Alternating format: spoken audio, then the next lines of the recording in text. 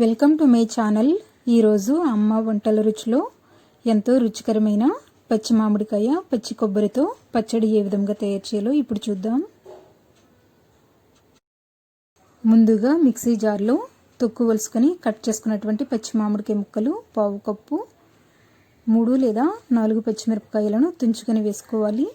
తరువాత తొక్కు వలుచుకున్నటువంటి వెల్లుల్లిపాయ రెబ్బలు 3 వేసుకొని కచ్చాపచ్చాగా రుబ్బుకోవాలి. ఇలా రుబ్బుకున్న తర్వాత ఇందులో అరకప్పు పచ్చి కొబ్బరి ముక్కలను వేసుకొని తగినంత ఉప్పు వేసుకొని మరీ మెత్తగా కాకుండా కొంచెం బరకగా రుబ్బుకోవాలి.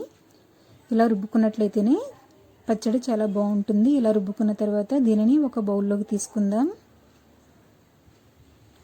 తర్వాత స్టవ్ మీద చిన్న కడాయిని పెట్టుకుని 1 టేబుల్ స్పూన్ నూనె వేసుకోవాలి.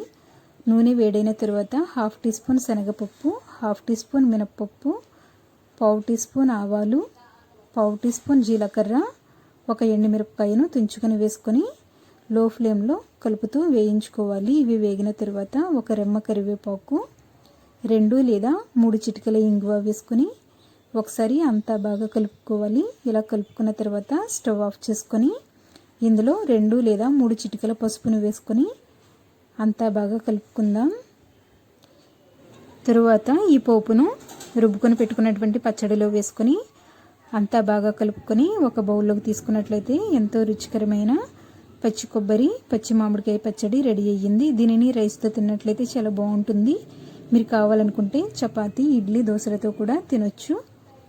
ఈ వీడియో మీకు నచ్చినట్లయితే లైక్ చేయండి, షేర్ చేయండి, సబ్స్క్రైబ్ చేసుకోండి. Thank you for watching my video.